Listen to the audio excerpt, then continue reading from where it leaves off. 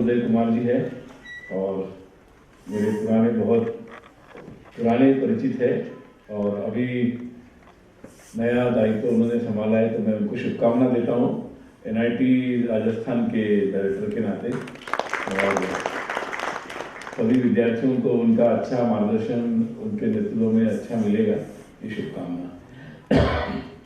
और मेरे लिए एक संकट भी है कि स्वयं डॉक्टर अनिल काकोडकर जी सामने उपस्थित हैं और उनको हम सब जानते हैं और उनकी विद्वत्ता, उनका कार्य सब हम जानते हैं, तो मुझे खुशी भी है और थोड़ा सा संकट भी है कि उनके सामने बोलना है। तो वैसे आज सुबह से बहुत सारे विषयों पर चर्चा हो रही है। सुबह भी मैं उपस्थित था और सुबह स्वामी जी भी हमारे बीच में उपस्थित थे और डॉक्टर सतीश रेड्डी आए थे, तो दोनों ने शुरुआत की। सतीश रेड्डी जी ने डीआरडीओ के काम के बारे में काफी कुछ बताया और स्वामी जी ने विवेकानंद स्पिरिचुअलिटी, ऐसी बहुत सारी बातें हमारे सामने रखी है। कई बार एक थिंक इंडिया, ये जो एक नाम है, इसका अगर सोचा जाए तो सिंपल अर्थ ये है कि हम लोग स्वयं के बारे में तो सभी सोचते हैं, हम लोग भारत के बारे में भी सोचें। मतलब सिंपल है कि आप लोग थोड़ा सा अपने की मर्यादा से बाहर निकल के थोड़ा एक लार्जर कॉन्टेक्स्ट में हम लोगों को सोचना चाहिए। इसी कॉन्टेक्स्ट से थिंक इंडिया का एक ये कार्य प्रारंभ हुआ था और आज भी उसी दिशा में सभी इंस्टीट्यूट्स में ये कार्य चल रहा है। अगर हम बात सोचते हैं कि आजकल राष्ट्र के बारे में, नेशन के बारे में भी बहुत चर्चा हो रही है, नेशनलिज्म के बारे में भी चर्चा हो रही है और देश के विकास के बारे में चर्चा हो रही है कि देश आगे बढ़ना चाहिए और देश दुनिया में ये भी चर्चा हो रही है कि भारत सबसे आगे रहेगा। जब भी एक मॉडर्न वर्ल्ड की कंसेप्ट पर चर्चा हो रही है या भविष्य के बारे में चर्चा हो रही, तो वो चर्चा भारत की चर्चा के बिना पूरी नहीं हो रही। जब भी कोई चर्चा होती है, everybody has to think about the India and what it will be, how it will be, इसके बारे में चर्चा जरूर सब लोग करते हैं। और इसलिए इंपॉर्टेंट एंटिटी बन गया है भारत, यानी भारत के 125 करोड़ लोग। और इसलिए जब हम भी सोच रहे हैं, हमारे देश में भी हर व्यक्ति सोच रहा है कि हमें आगे बढ़ना है, मुझे आगे बढ़ना है और हमारा देश भी आगे बढ़ना है। अब यहां एक बहुत महत्वपूर्ण बात आती है, इस पर तो सहमति है कि हमें आगे बढ़ना है, लेकिन हमें कैसे आगे बढ़ना है, किस दिशा में आगे बढ़ना है, हमारा मतलब फ्यूचर कैसे होगा, इसके बारे में बहुत सारे अलग अलग विचार हैं। और चूंकि मुझे लगता है कि सबसे महत्वपूर्ण विषय यह है कि हमें क्या बनना है, इसकी जब भी हम चर्चा करते हैं तब ये चर्चा करना जरूरी है कि हम क्या हैं। ये व्यक्ति के बारे में भी है और देश के बारे में भी है। अगर हम सोचते हैं कि हमें आगे बढ़ना है, हमें कैसे ये बनना है, वो बनना है, तो उसके पहले ये सोचना जरूरी है कि हम क्या हैं। और इसलिए हम क्या है जब सोचते हैं तो निश्चित रूप से हमें अपना परिचय करना बहुत जरूरी है कि व्हाट वी आर, हम कौन लोग हैं। उसी से हम लोग अपनी दिशा तय कर सकते हैं। हमारा कैरेक्टर क्या है, हमारा थिंकिंग क्या है, हम लोग क्या है, हमारी पोटेंशियल्स क्या है और हम लोग किस तरह से हमारी स्ट्रेंथ है, हमारी वीकनेस क्या है, इसको समझना बहुत जरूरी है। जब हम ये जितना समझेंगे तभी हम लोग आगे सही दिशा में पूरी ताकत से बढ़ सकते हैं। और ये भी कोई सोच सकता है कि कुछ लोग सोचते थे कि भाई हमें अमेरिका जैसा बनना है, हमें इंग्लैंड जैसा बनना है, हमें रशिया जैसा बनना है, हमें जापान जैसा, कोई कहते हैं हमें चीन जैसा बनना है। अलग अलग तरीके की बातें उठती हैं, लेकिन मैं ऐसे सोचता हूं, या हम लोगों को ऐसे सोचने की जरूरत है कि हमें किसी के जैसा बनने की क्या जरूरत है। हाँ, दुनिया से हम सीखेंगे सब लोगों से, लेकिन हमें बनना है अपने तरीके से, अपने अपने प्रयत्नों से बनना है, अपने पुरुषार्थ से बनना है। और जब अपने से बनना है, अपनी ताकत से बनना है, तो हमें अपनी ताकत क्या है, हमारी स्ट्रेंथ कहाँ है, वो समझना बहुत जरूरी है। और जैसे कि स्वामी विवेकानंद ने भी कहा था कि अगर भारत को आगे बढ़ना है तो मतलब दूसरों के आगे दूसरों की डुप्लीकेट कॉपी लगाकर, यानी जैसे कि जैसे नकल करके हम लोग आगे बढ़ने से we will not be a brilliant student. Brilliant student तो वो होता है कि जो अपनी सेल्फ नोट बनाता है और अपने भरोसे एक सब्जेक्ट को समझता है फिर आगे बढ़ता है।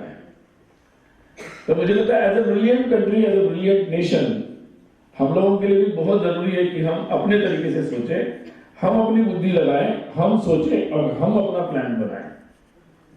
हाँ, इनपुट हम सब जगह से लेंगे, कहां से लेंगे, यहां से लेंगे, सब जगह से लेंगे, और इसलिए हम दुनिया भर से भी लेंगे, हमारी हिस्ट्री से भी लेंगे, हमारी हिस्ट्री से भी लेंगे कि हमारा अनुभव क्या रहा, व्हाट आर अवर एक्सपीरियंसेस। क्योंकि आदमी केवल दूसरों के अनुभव से नहीं सीख सकता, अपने अनुभव से सीख सकता है। और इसलिए हमारे लिए बहुत जरूरी है कि हम अपने अनुभवों को देखें। और इसलिए जब भी हम आगे बढ़ने की बात सोचते हैं तो भारत को समझना बहुत जरूरी है। नहीं, और वो भारत को जितना हम अच्छे से समझेंगे तभी हमारे देश में कंसेंसस हो सकता है कि भाई हमें इस दिशा में जाना है। और मुझे लगता है कि ये थिंक इंडिया जैसे फोरम इस कंसेंसस के लिए बहुत अच्छा एक माध्यम है। अब भारत क्या है, इसके बारे में अगर सोचते हैं तो निश्चित रूप से बहुत प्रकार से भारत का वर्णन होता है। आजकल भारत की आइडेंटिटी के बारे में भी बहुत लोग चर्चा करते हैं। किसी को लगता है कि भाई बॉलीवुड सबसे हमारी बड़ी आइडेंटिटी है, किसी को लगता है आईटी हमारी सबसे बड़ी आइडेंटिटी है, कोई मोस्ट पॉपुलस कंट्री हमारा है, ज्यादा पॉपुलेशन है, वो भी हमारी टाइटल हमारे साथ लगा हुआ है। कोई बोलते हैं दुनिया का सबसे बड़ा वर्ल्ड लार्जेस्ट डेमोक्रेसी है, वो भी टाइटल हमारे साथ लगा हुआ है। कभी कभी बहुत सारे ऐसे आजकल हमारे साथ न्यूक्लियर पावर कंट्री, हम लोग उस क्लब में हम लोग पहुंच चुके हैं। तो ऐसे बहुत एक मॉडर्न टाइटल्स भी हमारे साथ है। आजकल हमारे देश की पहचान योग के कारण भी हो रही है कि भाई योग, आयुर्वेद, हमारे जितने भी ऐसी स्पेशलिटीज है उसके बारे में भी हमारे देश के परिचय दुनिया के साथ हो रहा है। और हमारा देश ऐसा एक देश है कि जो लगातार हजारों वर्षों से यहाँ पर है, जिसको हम सनातन कह सकते हैं, इटर्नल कह सकते हैं, कि हजारों वर्ष पहले था और उसमें इतना पोटेंशियल है कि वो आगे हजारों साल तक चलता रहेगा। तो उसकी इंटरनल पावर्स क्या थी, स्ट्रेंथ क्या थी, वो भी समझना पड़ेगा। और इसलिए जो भारत हजारों वर्षों तक दुनिया में ऐसा एक देश राष्ट्र बनकर रहा, उसकी स्ट्रेंथ क्या थी, इसको समझना है तो हमें हिस्ट्री में जाना ही पड़ेगा। कुछ लोग सोचते हैं कि 21वीं सेंचुरी में हिस्ट्री की क्या जरूरत है, क्या करेंगे उसको पढ़ के, या हम इतिहास में जिएंगे क्या, या भविष्य की ओर देखेंगे। लेकिन एक बात नौतों की समझने की बात है कि हिस्ट्री हमें क्या करती है, हिस्ट्री हमें वो, और हमारे पास तो ऐसी हिस्ट्री है कि जो हमें स्ट्रेंथ देगी, हमें प्रोत्साहित करेगी, हमें एक आत्मविश्वास देगी। क्योंकि जैसे जैसे आपको पता चलता है कि मैं कोई ऐसा एक गया गुजरा व्यक्ति नहीं हूं, या मेरा राष्ट्र ऐसा नहीं है, तो मेरे राष्ट्र ने भी बहुत सारा एक पराक्रम पूरी दुनिया में किया है, तो मेरे अंदर एक आत्मविश्वास आता है। इतिहास हमें आत्मविश्वास देता है, और हमारे पास तो ऐसा इतिहास है कि जिस पर हम गौरव कर सके। जिसके पास वो आत्मविश्वास होता है इतिहास का, वो वर्तमान के अपने ऊपर वर्तमान में एक कॉन्फिडेंस होता है उसका। अदरवाइज हमारे पास अगर इतिहास का गौरव नहीं है तो हम अपने वर्तमान की स्ट्रेंथ पर हमें कॉन्फिडेंस नहीं रहता है। हमें लगता है कि हम क्या कर सकते हैं, हमारे पास तो कुछ है नहीं। और जिस व्यक्ति के अंदर वो कॉन्फिडेंस नहीं रहता है, वो व्यक्ति या वो राष्ट्र फिर दुनिया की तरफ देखता रहता है, वो एक डिपेंडेंट कंट्री में कन्वर्ट हो जाता है। उसकी पूरी साइकोलॉजी डिपेंडेंट हो जाती है दूसरों पर। वो हर चीज दूसरों से लेता है और फिर जो दूसरों से सीखता है वो दूसरों जैसा ही बनता है, वो सेल्फ तो नहीं बन सकता। और इसीलिए इतिहास का ये जो गौरव का ज्ञान है वो बहुत महत्वपूर्ण है। वो रहने से हमें एक कॉन्फिडेंस मिलता है। और इसीलिए इतिहास, और हमारा इतिहास तो ऐसा ही है, जितना जितना हम उसको समझते हैं उतना उतना हमें वो बात ध्यान में आती है। अगर हम देखते हैं कि अपना भारत क्या है, तो हजारों वर्ष पुराना भारत है। और कभी कभी ये लगता है कि भारत, आजकल साइंस का जमाना है, तो भारत के बारे में, साइंस का भारत से क्या संबंध था, तो समझना जरूरी है कि भारत ने क्या क्या कंट्रीब्यूट किया। आजकल सिखाया नहीं जा रहा है विश्वविद्यालयों में कि जीरो से लेकर जो जो आज मॉडर्न फील्ड्स है, आप केमिस्ट्री की ले लो, आप आयुर्वेदा की, मेडिसिन की ले लो, आप जो भी साइंटिफिक फील्ड ले लो, मतलब वो एक लंबा एक लेक्चर का विषय होगा पूरा। तो उन सभी विषयों में कोई ना कोई एक रिसर्च, कोई ना कोई बेसिक फंडामेंटल रिसर्च हमारे देश में हुआ है। बहुत सारी पुस्तकें भी इस पर आई है, चाहे वो मतलब एटॉमिक एनर्जी के बारे में हो से लेकर केमिस्ट्री के बारे में हो, एलिमेंट्स के बारे में हो, बहुत सारे ऐसे, एनाटॉमी के बारे में हो, प्लांट या जैसे हमारे प्राणियों के बारे में, अब हम लोग मतलब कैलकुलेशंस है उसके बारे में, बहुत सारे ऐसे विषय हैं जिसके बारे में ध्यान में आता है कि बहुत बड़ा एक ज्ञान का भंडार अपने देश में था और आज भी है। और इसके बारे में हमारी किताबों में, हमारे पुस्तकों में आज इसको पढ़ाया नहीं जा रहा है। जब ये पढ़ाया नहीं जाता है तो हमें लगता है कि हमारे पास क्या था या हमने दुनिया के साथ क्या कंट्रीब्यूट किया।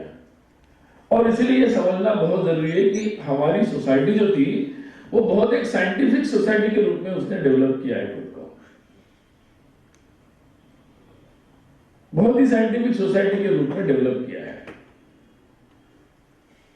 हमारे देश में हमारी जो सोसाइटी थी, मैं कभी कभी बोलता हूँ, हमारी हिस्ट्री के बारे में हमें बताया नहीं जाता। मैं कई बार बोलता हूँ कि हम लोगों को किताबों में मतलब नेपोलियन की तलवार तो मिल जाती है, अलेक्जेंडर की तलवार मिल जाती है, लेकिन बाजीराव की तलवार समझने के लिए फिल्म देखने के लिए जाना पड़ता है, क्योंकि किताबों में मिलती नहीं है। तो ये जो एक हिपोक्रेसी हमारे यहाँ डेवलप हुई, उस कारण से बहुत सारे अपने देश के बारे में हमें पता नहीं चला। देखिए, हमारे देश के बारे में ऐसा है कि वो एक, आजकल नॉलेज सोसाइटी वगैरह शब्द उपयोग किया जाता है, लेकिन वास्तव में ज्ञान आधारित हमारा देश रहा। सिंपल सा एक ज्ञान था हमारे देश में, जिसको आजकल आप लोग स्पिरिचुअलिटी को भी बहुत हार्ड मत समझिए, वो भी बहुत ही एक सिंपल चीज है जिसको हम एक सामान्य शब्दों में समझ सकते हैं। वो हमारे सबके अंदर होती है, उसका एक सोशल कॉन्टेक्स्ट भी है। हमारे देश में अगर हिस्ट्री हम लोग देखेंगे तो हमारा देश का जो जन्म जो देखते हैं, उसका जन्म कब हुआ इसका कोई मतलब ढूंढ नहीं सकता, और मतलब उसका इटरनल है, वो बहुत कभी कब हुआ किसी को पता नहीं है। लेकिन जब भी कभी हुआ होगा तो जो एक ढूंढने का प्रयास किया गया, हमारे देश में जो भी ज्ञान वितरित हुआ वो ज्ञान यही था, वो था कि भाई सबके अंदर एक तत्व है। आजकल की भाषा में समझना है तो जैसे हम लोग आजकल जितना भी साइंस आगे जा रहा है, तो वही अंत तक जा रहा है कि भाई डिफरेंस नहीं है, सबके अंदर एक ही है, यहां तक ही पहुंच रहा है। और ये जो एक सिंपल ज्ञान था, वो ज्ञान किसी एक शांत समय में आया है। वो किसी से पराजित होकर एक विक्टिम के रूप में नहीं आया, किसी एक संकट के रूप में परिस्थिति में नहीं जन्म हुआ, वो एक परेशान स्थिति में जन्म नहीं हुआ उसका, तो उसका जन्म हुआ एक शांत स्थिति में जन्म हुआ है, जहां किसी के प्रति द्वेष नहीं था, किसी के प्रति ऐसा एक गलत भाव नहीं था, किसी को हराने की मंशा नहीं थी। तो मंशा ये थी, बहुत शांत मन से सबके कल्याण की एक मंशा मन में थी, और एक पॉजिटिव सोच में, पॉजिटिव वातावरण में विचार का जन्म हुआ। और विचार क्या, ध्यान में क्या आया इतना अनुसंधान या रिसर्च होने के बाद कि जो ऊपर से अलग दिखता है वो अलग नहीं है, उसके अंदर एक का कोई एक सूत्र है, उसमें कोई एक है। और फिर आप अलग अलग देख सकते हैं कि भाई उसको अलग अलग शब्दों में रख सकते हैं कि भाई सब में एक ही तत्व रहता है। आज आप इलेक्ट्रॉन प्रोटॉन न्यूट्रॉन उसके अंदर जाओ, फिर वही अंदर अंदर जाते जाते सब एक ही हो जाता है। आप किसी भी एलिमेंट अंदर चले जाओ, स्ट्रक्चर्स अलग है, फिर उसके अंदर जाओ अलग, एक ही हो जाता है अंत में। और इसीलिए ये जो एक तत्व ढूंढ निकाला, ये तत्व समझने में तो सिंपल है, लेकिन जब कोई समाज कोई सोसाइटी जब इस पर बनती है तो उसका चित्र अलग हो जाता है। जब हमारे अंदर एक तत्व ये सोच के सोसाइटी बनती है तो वो एक दूसरे को जोड़ती है, वो एक दूसरे की चिंता करती है, एक दूसरे के कल्याण की चिंता करती है, सबके अस्तित्व को मान लेती है, मतलब को एग्जिस्टेंस को वो मानती है। वो सर्वाइवल ऑफ फिटेस्ट को नहीं मानती, वो सर्वाइवल ऑफ एवरीबॉडी को एग्जिस्टेंस को मानती है। और इसीलिए जब इस आधार पर कोई सोसाइटी बनती है तो वो अपने रिश्तों को नए तरीके से देखती है, क्योंकि सारा जमाना तो रिलेशनशिप पर चलता है। फिर रिलेशनशिप अलग से बनती है कि पुरुष और स्त्री का रिश्ता क्या है, हमारा आपस में क्या रिश्ता है, परिवारों का रिश्ता क्या है, समाज का क्या रिश्ता है, दूसरी भाषा बोलने वालों से मेरा क्या रिश्ता है, दूसरे तरह से दिखने वालों से मेरा क्या रिश्ता है, काला है तो गोरों के साथ क्या रिश्ता है, मेरा अलग अलग दूसरी जगह रहते हैं उनसे मेरा रिश्ता क्या है। तो ये रिश्तों का जो खेल है, इसी में सारी बात बनती और बिगड़ती है। वास्तव में यही स्पिरिचुअलिटी है और कुछ नहीं। जब आप इस रिश्तों को समझते हैं तो आप अपनी सारी बातों को दूसरों के लिए आप तैयार रहते कि नहीं, मेरा नहीं, दूसरों का भला होने के लिए मैं तैयार हूं। और जब आप इस बात को निकाल देते हैं तो आप मेरा कैसे भला होगा इसी चक्कर में लग जाते हैं। इसी से समाज में इसी से समस्याएं खड़ी होती है, इसी से राष्ट्रों के बीच में भी समस्याएं खड़ी होती है। जब कोई व्यक्ति इस तरीके से भाव मन में रखता है तो फिर उसका व्यवहार बदल जाता है, फिर वो समाज जिससे बनता है उसके आपस में रिश्ते बदलते, वो अपनी राज्य की रचना, अपनी पॉलिटिकल अरेंजमेंट, अपने वो जो भी शक्ति अर्जित करता है वो दूसरों पर राज करने के लिए नहीं, दूसरों को हराने के लिए नहीं, तो दूसरों का जीवन कैसे अच्छा हो सकता है उसके लिए अपनी शक्ति लगाता है। वो अपनी पावर को इसलिए यूज करता है कि उस पर्यावरण के बारे में, सृष्टि के बारे में भी सोचता है कि इनके अंदर भी वो तत्व है तो उसकी भी रक्षा होनी चाहिए, वो रहना चाहिए, वो अच्छे से रहना चाहिए, उसकी सुंदरता बनी रहनी चाहिए, उसका अस्तित्व बना रहना चाहिए। और वो एक ऐसे ब्यूटीफुल, एक सुंदर ऐसे समाज की, विश्व की, राष्ट्रों की पूरी कल्पना करता है। और फिर सारी व्यवस्थाएं वैसी बनती है जिसमें गलत बातों के लिए कोई स्थान नहीं रहता है। और जब व्यवस्था इस पर बनती है, जब व्यक्ति इस बात को नहीं समझ पाता, that is lack of spirituality, तो फिर वो संघर्ष को जन्म देता है। फिर राष्ट्र आपस में झगड़ते हैं, व्यक्ति व्यक्ति में झगड़ता है, भाषाओं के नाम पर झगड़ा होता है, किसी भी नाम पर कोई अपनी पूजा पद्धति बनाता है, लगता है कि बस इसके अलावा कुछ नहीं चलेगा, तो दूसरों के अस्तित्व को समाप्त कर ही मेरा अस्तित्व ये सोचने लग जाता है। तो फिर the world leads to the conflict. तो भारत का स्पिरिचुअलिटी का जो परिचय है वो और कुछ नहीं है। स्पिरिचुअलिटी का मतलब ये नहीं कि आप साधु के वेश में आ जाओ, आप मालाएं हाथ में रख लो, आप ध्यान करने बैठ जाओ, वो एक साधना के अलग अलग माध्यम है। लेकिन वास्तव में स्पिरिचुअलिटी ये केवल वैसे लोगों के लिए नहीं है, ये पूरे समाज के लिए है। और जब पूरा समाज इस बात के साथ चलता है तो अलग तरीके की बात बनती है। और ये आज वास्तव में भारत का परिचय यही था। और इसीलिए हजारों वर्षों तक भारत में सबसे ज्यादा पावर थी। मतलब भारत मिलिटरीली पावरफुल था, पॉलिटिकली पावरफुल था, साइंटिफिकली पावरफुल था, और पैसे की दृष्टि से पावरफुल था, ट्रेड में पावरफुल था। हजारों वर्ष तक ऐसा पावरफुल रहने के बाद भी पूरी दुनिया में उसने ऐसा एक वातावरण बनाया कि मैं वसुधैव कुटुंबकम का नारा स्लोगन उसने दिया। और वो स्लोगन नहीं था, वो उसका जीवन का सिद्धांत बन गया। आज भी दुनिया में भारत की तरफ लोग अगर देखते थे, दुनिया में आने वाले समय में ऐसी शक्तियां शायद और भी राष्ट्रों ने पाई या और भी राष्ट्र पा सकते हैं। इतिहास में हो सकता है, भविष्य में भी हो सकता है।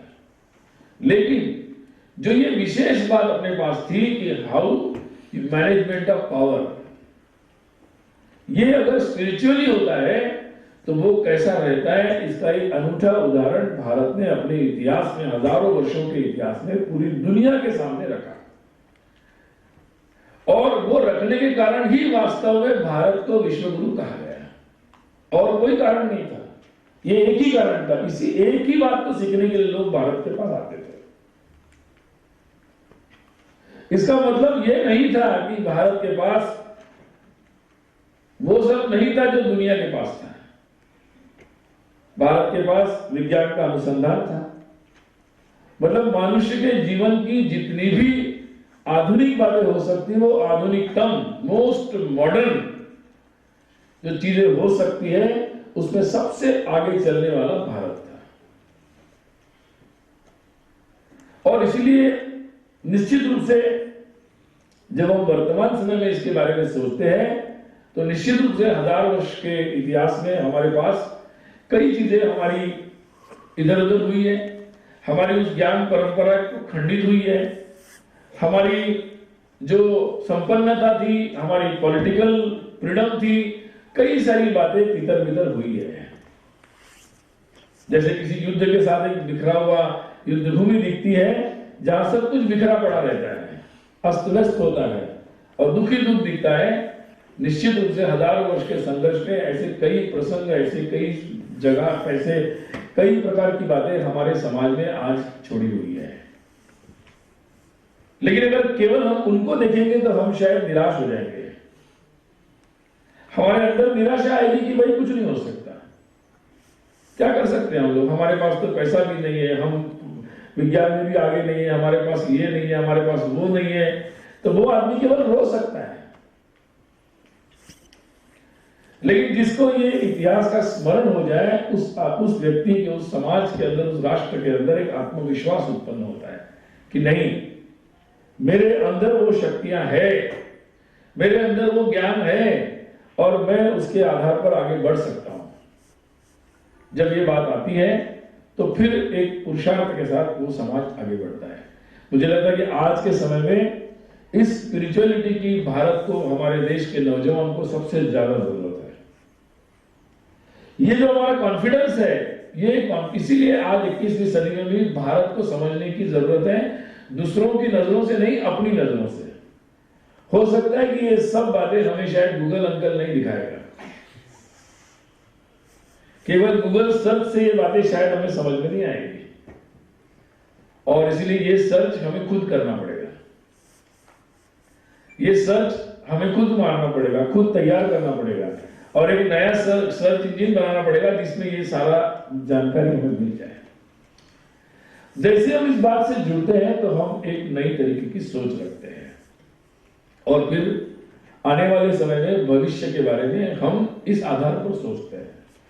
आज अगर हमारे समाज में जो मॉडर्न कॉन्टेक्स्ट में हमारे पास जितनी समस्याएं हैं, इतना पोटेंशियल होने के बाद भी, इतनी बुद्धि होने के बाद भी हमारे पास समस्याओं की कमी नहीं है। आज हमारे समाज में भ्रष्टाचार दिखता है, अत्याचार की घटनाएं हैं, शोषण है, जाति के नाम पर भेदभाव है। अभी भी हम लोग, हमारे पास इतने स्कूल कॉलेजेस है, फिर भी जिस लेवल पर हम लोगों को जाना चाहिए उसमें हम पीछे दिखते हैं। आज हमारे लोग बहुत बुद्धिमान है, दुनिया के बहुत सारे लोग हमारे लोगों को उठाकर अपनी अपनी कंपनियों में सीईओ बना रहे, टॉप हेड पोजीशंस पे रख रहे। लेकिन हमारे आईआईएम्स बहुत पॉपुलर हो चुके, लेकिन आज फिर भी हमारे देश में अभी भी एक मैनेजमेंट, अगर देखें कि देश का मैनेजमेंट, अभी भी उसमें बहुत सारी गैप्स है। हमारे लिए पर्यावरण की समस्या दुनिया के लिए भी उत्पन्न हुई है, हमारे लिए भी हुई है, और केवल जंगल बचाओ, टाइगर बचाओ नहीं, बेटी बचाओ तक हमें जाना पड़ रहा है। मतलब बहुत सारी प्रॉब्लम्स हमारे सामने आज है। अब ये प्रॉब्लम्स के भी मूल में अगर जाएंगे तो एक बात समझ में आएगी कि लोगों की कमी है क्या। हमारे पास सबसे बुद्धिमान लोग आते हैं, आईआईटीज में आते हैं। हमारे देश में आईएएस आईपीएस की एग्जाम्स पास होना कोई बहुत मुश्किल काम है। जो हमारा एडमिनिस्ट्रेशन है किसी बुद्धू लोगों के हाथ में नहीं है। हमारे देश की सबसे बड़ी क्रीम जो रहती है उसके हाथ में हमारे देश का एडमिनिस्ट्रेशन है। और प्रॉब्लम कहां आ रही है? प्रॉब्लम आ रही है उनके नजरिए में, उनके सोच में, और सोच के कारण उनके एक्शन में। और इसलिए इन समस्याओं का समाधान कई बार हम लोग सोचते हैं कि कानून बड़े बड़े बनाएंगे, जैसे महिलाओं की अत्याचार की घटना होती है, बहुत बुरा है और मन में आक्रोश आता है कि सजा होनी चाहिए। फिर हम कड़े से कड़ी सजा और कड़े से कड़े कानून की बात सोचते हैं। निश्चित रूप से होना चाहिए, लेकिन हम लोग कितनी कड़ी सजा देंगे? या पीछे पीछे जाएंगे क्या? हम लोग बहुत खराब तरीके से, जिसको हम मध्ययुगीन बोलते हैं, ड्रैकोनियन लॉस थे, पनिशमेंट्स थी, उससे निकलकर हम एक सभ्य समाज की ओर आए हैं। तो हम और तरीके से कितना पीछे जाएंगे, कितने कड़े कड़े देंगे और कितने हम स्वयं ही ड्रैकोनियन लॉस की तरफ जाएंगे। तो इसके कोई नए तरीके से, आजकल हम लोग सॉफ्टवेयर की भाषा बोल रहे हैं, तो मुझे लगता है कि हार्ड सॉल्यूशंस नहीं चलेगी, आप कुछ सॉफ्टवेयर बनाना पड़ेगा और वो सॉफ्टवेयर ये यहां काम करे। हम हिट करके पूरे समाज को ठीक नहीं कर सकते। वो तो पुराना मतलब बुद्धिहीन व्यक्ति का वो समाधान हो गया ना। एक ब्रिलियंट सोसाइटी का कोई साफ तरीका होगा, और वो मुझे लगता है कि सॉफ्टवेयर में कुछ नए सॉफ्टवेयर हमें डेवलप करने पड़ेंगे जो हमारे स्पिरिचुअल आधार पर होंगे। वो सॉफ्टवेयर हमारी शिक्षा में लाने पड़ेंगे कि जिसके कारण हमारी थिंकिंग प्रोसेस में चेंज होगा। देखिए अभी हमारे सोसाइटी में अगर कोई प्रॉब्लम हो रहा है तो ये क्यों हो रहा है? जब व्यक्ति भ्रष्टाचार क्यों करता है? भ्रष्टाचार तभी करता है कि जब व्यक्ति केवल अपने बारे में सोचता है, तभी वो भ्रष्टाचार के हद तक जाता है। कोई व्यक्ति अन्याय अत्याचार क्यों करता है? जब वो उस हद तक जाता है केवल अपने बारे में सोचता है, और फिर अपने बारे में सोचते सोचते वो अपने घर के लोगों की भी नहीं सोचता, वहां तक पहुंच जाता है। आज पढ़े लिखे लोग भी ज्यादा भ्रष्टाचार कर रहे हैं। अगर दहेज की समस्या है तो वो अनपढ़ लोगों में नहीं है, पढ़े लिखे लोगों में भी दिखती है। और इसीलिए अगर कोई कंटेंट की हमें जरूरत है तो हमें उस बात को जब तक हम लोग नहीं समझेंगे, उस बात को हम लोग अपनी सारी व्यवस्था में नहीं लाएंगे समाज में। आज देखिए महिलाओं पर अत्याचार की घटना होती है, तो ये कोई बाहर से लोग नहीं आ रहे, हमारी सोसाइटी से आ रहे, हमारे घरों से आ रहे, हमारे एजुकेशन सिस्टम से आ रहे। तो इसका कोई ना कोई सॉल्यूशन हमारी सोसाइटी में होगा, और इसलिए हमें ये बात सोचना बहुत जरूरी है। आज 21st सेंचुरी में जहां इंटरनेट कंप्यूटर का युग आया है, उस समय भी हमारे लिए ये सोचने के विषय है कि भाई हम लोग केवल फिजिकली आगे नहीं बढ़ना चाहते, केवल इकोनॉमिकली, फाइनेंशियली, केवल जीडीपी को आगे बढ़ाने से हम बढ़ नहीं पाएंगे।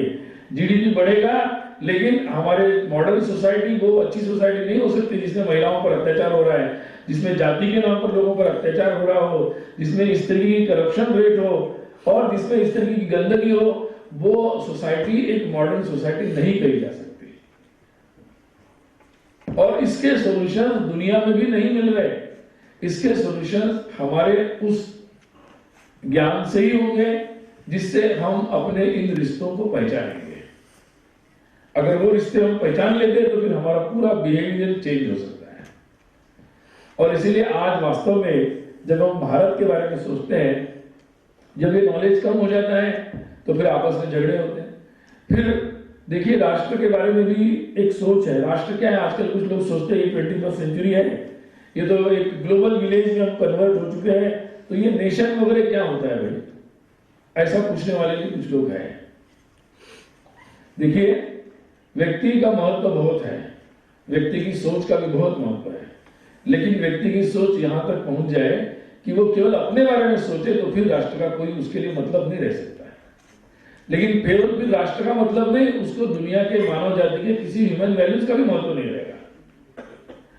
जब व्यक्ति को राष्ट्र इसलिए होता है कि वो एक सेंस ऑफ बिलोंगिंग देता है कि भाई केवल मैं अपने बारे में या अपनों के बारे में, नजदीक के लोगों के बारे में नहीं, जिनका मेरा खून का रिश्ता नहीं है उनके, वो भी मेरे अपने लोग हैं और मैं उनके बारे में भी सोचूंगा। तो नेशन हम लोगों को एक सेंस ऑफ बिलोंगिंग देता है, एक व्यापकता देता है। और इसलिए हमारा राष्ट्र जो बना वो राष्ट्र इस रिलेशनशिप के आधार पर बना, उसने इस दृष्टिकोण के आधार पर बना कि हम दुनिया की तरफ कैसे देखें। कल्चर यानी क्या होता है? कल्चर यानी इन रिश्तों की जो व्याख्या होती है वही कल्चर है कि हम कैसे देखेंगे, हमारा नजरिया क्या है। जो हमारा नजरिया है एक व्यापक नजरिया, एक व्यापक रूप में देखने का, संघर्ष नहीं, सब मेरे अपने हैं और उनको भी हम सब मिलकर एक साथ अच्छे से रह सकते हैं। और इसलिए ये अलग अलग भाषा होने पर भी हमारा एक राष्ट्र हो सकता है, अलग अलग दिखने के लोग होने पर भी हमारा एक राष्ट्र हो सकता है। तो ये जो एक भाव है, ये भाव यही संस्कृति है। और फिर वो दूसरों के प्रति द्वेष नहीं, दूसरों के प्रति एक अच्छा भाव रख सकता है। और ऐसा राष्ट्र जब बनता है तो वो दुनिया के लिए मार्गदर्शक बनता है। इसलिए भारत का राष्ट्र के रूप में मजबूत होना ये दुनिया के लिए एक भलाई का संदेश है।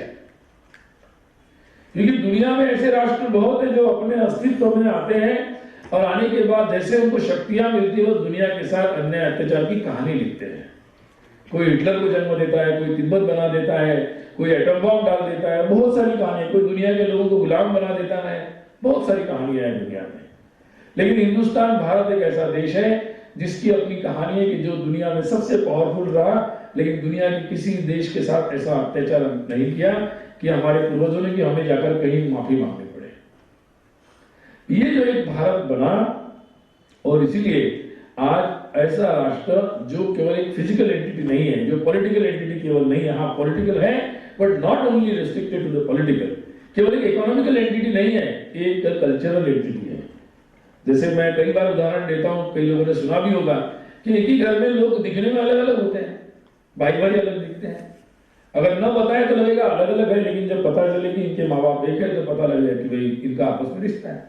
वैसे ही हमारे देश के बारे में जिन लोगों को ज्ञान नहीं होता वो लोग बोलते हैं अलग अलग है, क्योंकि इनकी भाषा अलग है, दिखने में अलग है, कपड़े अलग है, ये अलग अलग है बोलते हैं। लेकिन मुझे तो ज्ञान जब मालूम है कि अंदर से एक ही हमारी सोच है, हमारी एक ही संस्कृति है, हमारा रिश्तों की तरफ देखने का एक ही नजरिया है और हम दुनिया के साथ एक प्रेम का रिश्ता रखने वाले लोग हैं, तो हमारे अंदर का वो भाव जब जग जाता है तो हमारा आपस में रिश्ता फिर एक ही हो जाता है, तब हम एक राष्ट्र बनते हैं। और इसलिए इस आधार पर ये जो स्पिरिचुअलिटी है वही कल्चर है, वो हमें एक राष्ट्र के रूप में बनाती है, आगे बढ़ाती है और पूरी दुनिया में अलग तरीके का एक अस्तित्व हमें प्रदान करती है। अब जब कुछ लोगों को ये बात समझ में नहीं आती, उनको लगता है कि अलग है, फिर वो अलग के नारे लगाते हैं, वो अलग की बात सोचते हैं, उनको लगता है दिखने में अलग है तो अलग करो। अब ये बात कुछ लोगों के दिमाग में नहीं आती, क्योंकि जब तक वो भारत को नहीं पढ़ेंगे, दुनिया के इतिहास, दुनिया की किताबें पढ़ते रहेंगे इधर की उधर की, तो फिर उनको लगेगा कि ये तो अलग है और फिर वो अलग के नारे लगाएंगे। और ऐसे दुर्भाग्य हमारे देश में कि विश्वविद्यालय में ऐसे कुछ फैकल्टीज है, ऐसे कुछ स्टूडेंट्स उनके शिष्य बन गए हैं जो लोग कभी जेएनयू में कभी और यूनिवर्सिटी में जाकर इस तरीके की बातें करते रहते हैं। लेकिन जब तो देश के लिए काम करने का मतलब तो ये होगा कि हम दुनिया की भलाई करेंगे। जब भारत एक है, भारत मजबूत है, इस विचार के साथ मजबूत है, तो वो दुनिया के लिए केवल अपने लिए नहीं, विश्व कल्याण के लिए काम करने वाला एक महाशक्ति बनेगा। और इसलिए कहने के लिए बहुत सारी बातें हैं, लेकिन मैं इतनी बात कहूंगा कि भारत को केवल महाशक्ति, powerful nation, super power nation दुनिया में बहुत बने, आए और चले गए, लेकिन भारत को जो बनना है केवल वो शक्तिमान तो बनेगा ही। आज जिस तरीके से सुबह भी हम लोग सुन रहे थे, तो हमारे पास दुनिया की टेक्नोलॉजी की ऐसी कोई चीज नहीं रही जो हमारे पास नहीं है। हमारी भारत भी शक्तिमान बनेगा, हमारा रुपये दुनिया में चलेगा, हमारा पासपोर्ट भी वीसा बन जाएगा दुनिया भर के लिए। हम इस दिशा में आगे बढ़ेंगे, बढ़ने ही वाले हैं। लेकिन वैसी प्रगति तो और भी लोगों ने की है। भारत की खासियत वो नहीं रहेगी, हमारी खासियत ये रहेगी कि हमारे पास सब कुछ होने पर भी हम एक अच्छे व्यक्ति और अच्छा राष्ट्र के रूप में रहेंगे। मैं उसको बोलता हूं कि केवल एक हमारा ग्रेट नेशन, महान लोगों का महान देश, एक महान राष्ट्र जिसकी संस्कृति भी महान है, और इसलिए हमें एक ग्रेट नेशन बनना है। So we need that greatness of mind, greatness of soul, greatness of thinking and greatness in the act. तो उस तरीके से हमें अपने एक राष्ट्र के रूप में सोचना है। तो मुझे लगता है कि स्पिरिचुअलिटी ये केवल कोई आश्रमों में मतलब या आध्यात्मिक गुरुओं का विषय नहीं है, ये समाज के हर एक व्यक्ति का विषय है। और हमारा राष्ट्र ही इसीलिए एक स्पिरिचुअल नेशन है। हर एक व्यक्ति जब ऐसा सोचता है तो वो राष्ट्र वैसे बन जाता है। तो वास्तव में भारत का परिचय वही है और दूसरा परिचय नहीं है हमारा। ये परिचय ही हमारी स्ट्रेंथ है। उसी ने भारत को समृद्ध बनाया, उसी ने भारत को खुशहाल बनाया, उसी ने भारत के हर व्यक्ति की चिंता की, उसने ही हमारी गरीबी को दूर किया है, उसने ही हमारे देश के में एक मूल्यों को लाया, उसी ने हमारे देश में महिलाओं का सम्मान बढ़ाया, उसी ने हमारे देश को ज्ञान युक्त नॉलेज सोसाइटी बनाया, उसने ही हमारे देश को एक सबसे मॉडर्न सोसाइटी बनाया और फिर भी एक वेलफेयर दूसरों के लिए सबके लिए कल्याण करने वाला एक राष्ट्र बनाया। तो आज मुझे लगता है कि व्हाट इज मोस्ट नीडेड, तो this is our identity, our speciality, हमारा वही यूएसपी है। तो उसको समझकर हम इन बातों को समझते हैं तो हम मॉडर्न जो हमारी प्रॉब्लम्स है या मॉडर्न जो चैलेंजेस है हमारे सामने और दुनिया के सामने, तो उसका सॉल्यूशन अब किसी किताबों में, किसी नोट्स में, किसी गूगल अंकल में उपलब्ध नहीं है। अब वो सॉल्यूशन हम अपने प्रयासों से, अपने पुरुषार्थ से, अपने नॉलेज से हम स्वयं के लिए और पूरी दुनिया के लिए दे सकते हैं। तो मुझे लगा कि मेरे मन में कुछ विचार थे, तो मैंने अपने सिंपल जो मुझे मेरे पास शब्द थे उसमें आपके सामने रखा है। इसके बारे में कुछ भी आप पूछना चाहते हैं, बताना चाहते हैं तो थोड़ा समय हमारे पास है।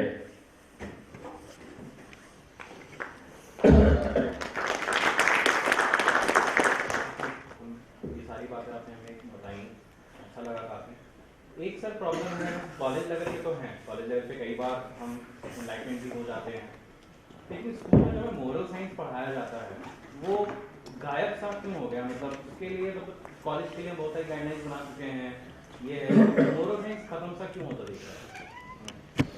मतलब सिलेबस से जी, तो आपको ऐसा लगता है कि अगर हम स्कूल से ही सारी बातें मोरल साइंस में कुछ करते थे, तब मुझे भी याद है मेरे टाइम पे भी सारी होती थी, बट आज की जनरेशन जो पढ़ रही है, बच्चे लोग पढ़ते हैं, मोरल साइंस गायब ही उनमें से, वो शायद जानते भी नहीं, वो फेसबुक और व्हाट्सएप के लिए शायद ज़्यादा अवेयर होंगे, लेकिन मोरल साइंस उन्हें पता नहीं। कोई बात नहीं, फेसबुक व्हाट्सएप भी बुरा नहीं है, उसमें भी वो साइंस आ सकता है। मतलब टेक्नोलॉजी अपने आप में कोई बुरी नहीं रहती है, हाउ वी यूज इट वो बहुत इंपॉर्टेंट है। मुझे जो लगता है, देखो अपने देश में क्या हुआ है ना कि निश्चित रूप से ये एक चैलेंज है हमारे सामने, जिसको हमें मतलब जिसमें जीतना है और आगे चलना है। अगर देखेंगे तो देखिए हमारे देश में क्या हुआ कि जब मतलब हमारा जो ये स्ट्रेंथ था, हमारा नॉलेज, और उसके कारण हमारे यहाँ भी प्रॉब्लम्स आती थी, आती रहेगी, किसी भी सोसाइटी में आती है, और उस प्रॉब्लम्स को सॉल्व करने की कैपेसिटी हमारे अंदर थी क्योंकि हमारी अपनी सिस्टम्स के कारण। लेकिन वो जो हमारी स्ट्रेंथ थी, तो उसी स्ट्रेंथ को हमारे यहाँ जो आक्रामक आए उन्होंने उसको थोड़ा सा धक्का लगाया, जिससे हमारा काफ़ी नुकसान हुआ। जब मुगलों का आक्रमण हुआ, उन्होंने केवल पॉलिटिकल पावर नहीं ली, आप देखेंगे तो उन्होंने हमारे जो विश्वविद्यालय थे, जो उस समय सबसे मॉडर्न विश्वविद्यालय थे, नालंदा, तक्षशिला, मतलब जब दुनिया में विश्वविद्यालय भी नहीं होते थे तब से वो बड़े बड़े विश्वविद्यालय थे जिसमें ऑल ब्रांचेस को पढ़ाया जाता था, सभी प्रकार। आप अगर कभी आप लोग गए कि नहीं पता नहीं, लेकिन नालंदा विश्वविद्यालय में कौन से विषय थे अगर आप देखेंगे तो आज उतने विषय आज भी हमारे विश्वविद्यालय में नहीं है। मतलब वहाँ केसों की रचना कैसे करना, यहाँ से लेकर कोर्सेज थे बहुत सारे। मैं एक बार लिस्ट पढ़ रहा था तो वहाँ रोजमर्रा के हमारे जितने काम होते हैं, रस्तों को कैसे बनाया जाए से लेकर बहुत सारे विषय थे। मतलब एक जो सीक्रेट एजेंट होता है राजा का, उसको कैसे काम करना चाहिए, उसका भी ट्रेनिंग है वहाँ पर। तो एक तरफ बेसिक नॉलेज होता था, एक तरफ रोजमर्रा के जीवन के स्किल्स जो होते हैं वो भी पढ़ाए जाते थे। तो बड़ा एक सुंदर था। तो वो एक हमारी उस व्यवस्था को काफी सारा धक्का लगा। तो जो भी करेक्शन की प्रोसेस थी, क्योंकि बुराइयां तो हमारे समाज में भी आती रहती है, किसी मनुष्य के अंदर होती है तो वो आती रहती है सोसाइटी में, कोई ये ना कहे कि हम परफेक्ट होते हैं। तो हुआ क्या कि जब ब्रिटिशर्स आए तो उन्होंने भी इस बात को धक्का लगाया, और उनका धक्का बड़ा जोर का था। मतलब उन्होंने सीधे सीधे हमारी उस व्यवस्था को खत्म कर दिया। और इसके लिए बहुत सारे हैं, उस समय ब्रिटिशों के सर्वेज है, वो भी आज उपलब्ध है कि प्री ब्रिटिश पीरियड में क्या व्यवस्था थी। वो लिखते हैं मद्रास प्रेसिडेंसी में कैसे स्कूल थे जिसमें हर जाति के विद्यार्थी आते थे। मेरा रिकॉर्ड नहीं, ब्रिटिश रिकॉर्ड है, जिसको धर्मपाल नाम के बड़े चिंतक थे, उन्होंने काफ़ी रिकॉर्ड किया है। तो वो उन्होंने काफ़ी ध्वस्त कर दिया और एक नई व्यवस्था लाई जिसने हमें ये सिखाया कि भाई आपके पास कुछ नहीं है। और जो उस समय प्रचार करते थे कि भारत के पास स्वयं के लिए शिक्षा नहीं है, इसलिए हमारी शिक्षा को उनको ज़रूरत है। उनके पास साल्वेशन का कोई रास्ता नहीं है, मतलब मोक्ष के लिए हमारे इसलिए मिशन की ज़रूरत है। ये स्वयं में गरीब इसलिए क्योंकि उनको व्यापार करना नहीं आता, इसलिए हमारी कंपनी की ज़रूरत है। इनको स्वयं के राजा है, इनके पास स्वयं रूल की इनकी पावर नहीं है, इसलिए हमारे राज्य हैं, इनको चाहिए। और इनके पास इनकी भाषा भी बहुत बैकवर्ड है, इसलिए हमारी भाषा इनको चाहिए। इस तरीके का प्रचार उन्होंने पूरी दुनिया में प्रारंभ किया क्योंकि उन्होंने ये देखा कि भारत कभी भी मतलब विक्ट्री लेता है, कभी भी गुलाम नहीं बनता है। तो उन्होंने देखा कि इनकी स्ट्रेंथ है, ये अपने इस स्पिरिचुअलिटी पर, अपने राष्ट्र पर ज़्यादा विश्वास करते हैं, इसके लोग स्वाभिमान रखते हैं और इसकी संस्कृति और राष्ट्र की रक्षा के लिए सर्वस्व लुटाने के लिए तैयार रहते हैं। जिस देश में ऐसे लोग होंगे वो देश से हम कभी भी जीत नहीं सकते हैं। एंड डिलिबरेटली उसी मूल बात पर उन्होंने, हम बचपन में कथा सुनते थे ना कि बचपन में सबने वो कथाएं सुनी होगी कि वो राक्षस को मारने जाता है राजकुमार, वो मरता ही नहीं, फिर कोई बताता है कि इसको यहाँ मारने से कुछ नहीं होगा, उसकी जो आत्मा है वो तो वहां रखी हुई है, वो उसको जाके मारने से वो मर जाएगा। तो शायद उन्होंने उल्टी कहानी की, उन्होंने देखा कि भाई इन लोगों से लड़ाई करने से ज्यादा अच्छा होगा कि इनका जो स्वाभिमान है उसको अगर हम कट करेंगे तो ये फिर कमजोर पड़ जाएंगे। और उन्होंने इसी बात पर आघात करने के लिए अपनी नई शिक्षा व्यवस्था को लाया जिसने हमको सिखाया कि डोंट हैव एनीथिंग। अब जिसको ये बताया कि तेरा बाप के पास तो कुछ भी नहीं है, तू कंगाल है, तेरा बाप भी कंगाल था, तो व्यक्ति क्या करेगा? वो तो भीख का कटोरा लेके दूसरों के पास जाएगा, मुझे दे दे कुछ, कम से कम भोजन मिल जाए मुझे। तो it is the same thing कि जो हमें अपनी नॉलेज में इस तरीके की बात डालने का प्रयास किया। यहाँ स्वामी विवेकानंद का फोटो लगा हुआ है। स्वामी विवेकानंद ऐसे व्यक्ति थे कि जिन्होंने इस बात को समझा उस समय में, और वो शिकागो गए, कहानी सबको पता है, वो मैं रिपीट नहीं करूंगा। और उन्होंने वहां जाकर एक ही बात को स्थापित किया, कोई जादूगर तो नहीं थे, वो चमत्कार भी नहीं था, हिप्नोटिज्म भी नहीं था। उन्होंने अपनी उस बात को स्थापित किया कि नहीं, अपने नॉलेज से, अपने स्पिरिचुअलिटी से, कि नहीं ये जो कहानी बताई जा रही है वो गलत है, भारत के पास अभी भी बहुत कुछ है दुनिया को देने के लिए, we have the enough potential. ये उन्होंने पूरी दुनिया के सामने रखा। आज ये उसी से देश में नई लहर आई जिसने कहा कि नहीं, हम सेल्फ रूल चाहिए, हमें स्वराज मेरा जन्मसिद्ध अधिकार है, बहुत सारी बातें हुई। अभी क्या हुआ कि आजादी के बाद इसी बात को हमारे देश में जिन लोगों की एक पॉलिटिकल विल थी और दुनिया में कब्जा करने की, तो मार्क्स और माओ इनके जो फॉलोअर्स बने, उन्होंने भी इसी वो राष्ट्र की कल्पना को नहीं मानते थे। और चूंकि वो यहाँ एक political power not by ballot but by bullet लेना चाहते थे, जैसे कि दुनिया भर में हुआ, तो ये हमारी एकेडमिक्स पर इन दुर्भाग्य से इन सब बातों का प्रभाव लगातार रहा है। और वास्तव में यही जो लोग हैं ये वास्तव में बुर्जुआ में कन्वर्ट हो गए, मतलब एलिटिस्ट में कन्वर्ट हो गए। और उन्होंने पूरी ऐसी बातों को जो भारत के स्वाभिमान के बारे में, इसलिए मैंने कहा ना कि अलेक्जेंडर नेपोलियन की तलवार दिखेगी, बाजीराव की तलवार नहीं दिखेगी आपको। तो आज भी मैं किसी बच्चे को पूछूंगा कि भाई सबसे बड़ा वॉरियर कौन है, तो वो इन्हीं लोगों का नाम बताएगा। तो हमारी कंसेप्चुअलाइजेशन में प्रॉब्लम हुआ और दुर्भाग्य से अभी वो कुछ ऐसी बातें स्थापित हमारे देश में हुई, हमारे एकेडमिक्स में, जिसके कारण ये सारा विषय चल पड़ा है। तो आज ये जरूरत है और इस कारण से बहुत सारी ऐसी बातें शिक्षा से गायब हो गई है। अब जनता को ये आवाज उठनी चाहिए। लोग प्याज के लिए, तो राजनीतिक दलों, प्याज रेट बढ़ गए तो सरकारी लोग गिरा देते हैं कि प्याज के रेट बढ़ गए। तो एक्चुअली समाज में ये जागृति की जरूरत है कि भाई हमें केवल हमारे बच्चों को केवल वो शिक्षा नहीं चाहिए, वो तो चाहिए कि वो सक्षम बने आर्थिक दृष्टि से, इसके लिए सक्षम बने वो, लेकिन साथ में वो एक अच्छा इंसान बने वैसी शिक्षा भी हमें चाहिए। तो मुझे लगता है कि वो एक जितनी इच्छा समाज की बढ़ती जाएगी, तो मुझे लगता है कि दिस गवर्नमेंट, दिस पार्टी और दैट पार्टी, कोई भी इसको बदलाव होगा। अब मुझे लगता है कि वो वातावरण देश में बदल रहा है।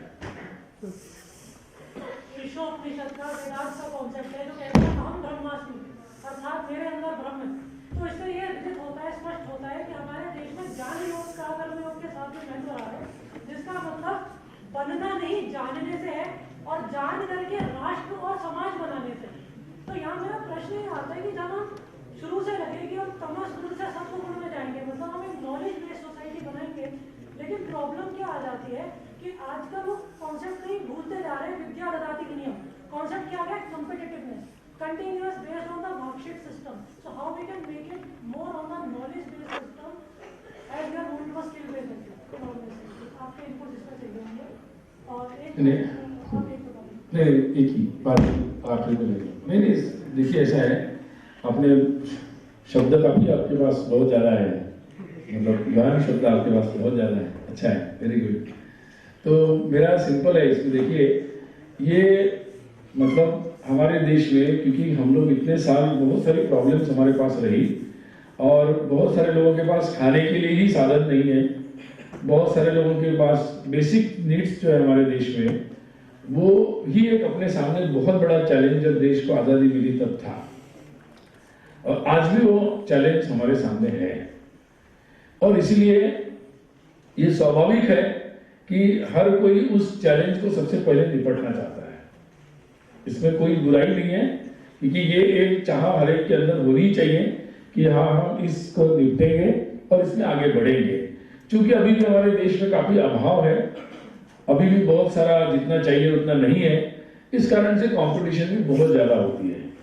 लेकिन मुझे लगता है कि अगर हम साथ साथ में स्किल का जो एजुकेशन है वो तो होगा ही होगा, होना ही चाहिए, और अगर अच्छे भाव से प्रतिस्पर्धा होती है तो प्रतिस्पर्धा बुरी नहीं है, वो स्पोर्ट्समैन स्पिरिट होना चाहिए, तो फिर उसका अच्छा ही होता है, उसका फायदा मिलता है लोगों को। अपने आप में ये कंपटीशन कोई बुरा नहीं है, इसलिए उसको एक्सट्रीम में जाने की जरूरत नहीं है।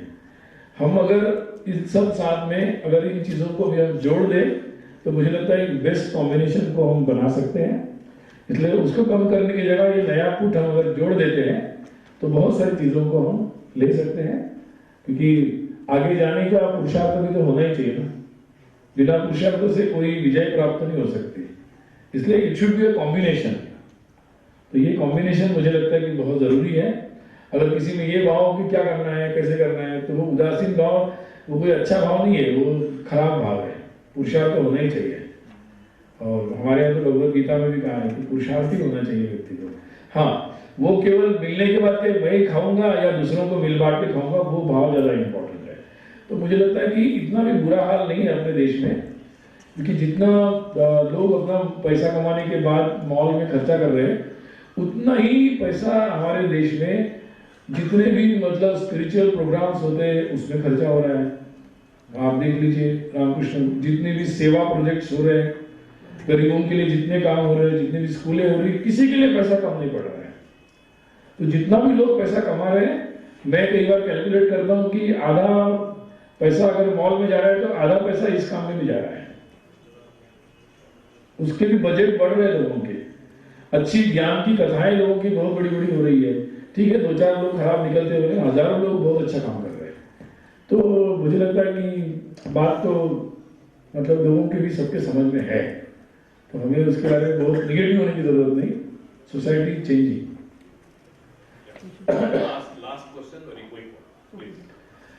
और आज आप इतने सारे लोग इस बात को सोचने के लिए तैयार हुए, ये भी अपने आप में मुझे लगता है बहुत पॉजिटिव चीज है। Sir, I want to ask one question. According to popular spiritual belief, and as you pointed out during the earlier part of this discussion, that basically at a basic level, we all humans are equal, either from any country or on the earth. So we are equal on the spiritual basis. And also it is a fact that during present century, in this globalization era, we consume so much entertainment and all the information, services and products from outside, as well as we give the products outside. So in this situation, how can we reinforce our nationalistic view, nationalism? नहीं, मुझे लगता है इसमें कुछ confuse होने की जरूरत ही नहीं है। मतलब बहुत सिंपल, देखिए नेशनलिज्म का मतलब किसी के विरोध में है, ये एक बेसिक कंसेप्ट दिमाग से निकालना है। हो सकता है कि दुनिया में बहुत सारे लोगों ने इसको एक रॉन्ग इंटरप्रिटेशन में प्रैक्टिस किया है, निश्चित रूप से किया, क्योंकि कई जगह राष्ट्र इस आधार पर बने कि वो सर्वाइवल ऑफ द फिटेस्ट और स्ट्रगल फॉर एग्जिस्टेंस का प्रिंसिपल उन्होंने रखा। उस कारण से दुनिया में ऐसा हुआ है कि मेरा धर्म है तो फिर उसी को दूसरों को समाप्त करो, मेरा राष्ट्र है, मेरी रेस है, मेरा कंट्री है, जो भी मेरी भाषा है, ऐसा बहुत कुछ हुआ। लेकिन हमने एक उदाहरण दुनिया में प्रस्तुत किया है कि राष्ट्र का मतलब या नेशनलिज्म का मतलब ये नहीं है। इसलिए सबसे पहले उस कॉन्टेक्स्ट में अगर हम देखेंगे तो नेशनलिज्म खराब है और वो दुनिया के लिए मतलब धोखा हो सकता है, गड़बड़ हो सकती है उससे। It will be threat to the world और threat to the world humanity. लेकिन अगर हम इस कॉन्टेक्स्ट में अगर नेशनलिज्म को लेते हैं, जैसा कि हम लोगों का कंसेप्ट है और जैसा कि हमारे देश की परंपरा है, तो वो नेशनलिज्म पूरी दुनिया के लिए अच्छा है। और इसीलिए कुछ लोग इस बात को न समझने के कारण उसको एक कॉन्ट्रडिक्टरी बात मानते कि ये रहेगा नहीं तो वो रहेगा। ऐसा कुछ नहीं है, ये भी रहेगा और वो भी रहेगा, ये साथ साथ होगा। अब नेशनलिज्म का मतलब आप एंटी वर्ल्ड नहीं है या एंटी किसी के एंटी नहीं है। तो आप अपने आप को समृद्ध और मजबूत अगर करते हैं, लेकिन और आपके विचार अच्छे हैं, तो आप दूसरों के काम आएंगे। जैसे मैं कई बार उदाहरण देता हूँ कि बंदूक चलाना सीख लिया, लेकिन एक सैनिक बन गया, एक गुंडा बन गया। आपका स्पिरिट क्या है वो इंपॉर्टेंट है।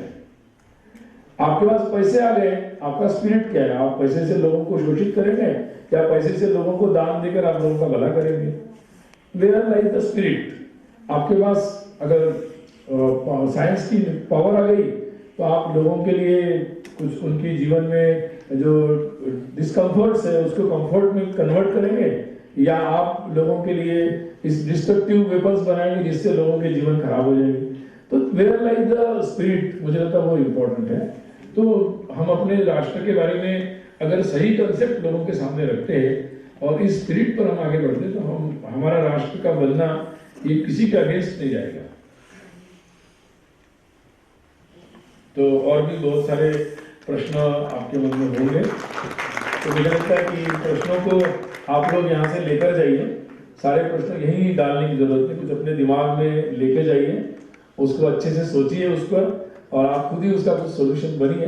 बस इसके लिए आपको शुभकामनाएं। Very good afternoon to everybody here. Sri Sunil Ambedkar ji has guided you, taken you to the spiritual science. Think, create, engineer Bharat, Hindustan. Think India. So he's a foremost tall leader to make all the youth of the right thinking youth to take into the forward generation, because 60% of our population is in our youth generation. So he has well connected it. Spirituality is science in our country, which has been there for the 5,000, 10,000 years back. When there was no printing process, all the ideas of that has been carried to the present generation by Guru Shishya Parampara. Everything is there. See, if you just think of solidification of mercury, it's done by Indians. Zero, Aryabhata, Pi, Aryabhata, everything, lot of things has been connected to the spirituality. Even the 108 mantras, whatever you call, it's been calculated. The distance from sun to earth divided by the diameter of the sun becomes 108. Distance from earth to moon divided by the diameter of the moon, it's 108. So what is 108? It's there in our spirituality. That is how the science is there since so many years, so many. So as Ambedkar ji has put it, our strength depends on not on others, on our own researching. History, you have to know the history, because for us, I think he was asking, the history has been told that उसने मारा, इसने तोड़ा, ये हो गए, वो हो गए, बोला, बहुत बताया गया हमें जब हम बच्चे थे. लेकिन if you read, you see the Cambodian temple, marble architecture which is built by Indians, and all the outside the India, whatever the systems have been built up by the taxpayers' money of Indian traders at that time. So the history was not clearly given to us. Today I just came to know, Sri Sahuji बोल रहे थे कि why India was divided. It's the paint was given as communal something, but he said it is because of the foreign nationals on the petroleum system. See, such things, if the good ideas or good thinking or good work done by the earlier Indians, हमारे भारत के जो भी बड़े-बड़े पुरुष थे, उनका जो अच्छे-अच्छे काम में किया है, if that idea is put into our youth, nobody will go to US. Otherwise, if US opens, now it is not opened, if they open the visa doors, it is like a jailbreak from India. Everybody wants to go there. Of course, it's not happening now. The people are thinking on the Europe. Why? Because they think that India is nothing. So that is what Ambedkar ji was telling.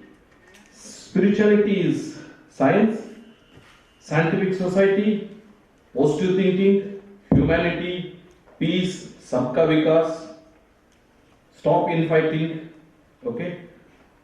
Education के साथ spirituality भी होना है, sense of belongingness to our culture, sense of belongingness to my nation, my country, sense of belongingness to the education, and he told sense of belongingness to the humanity.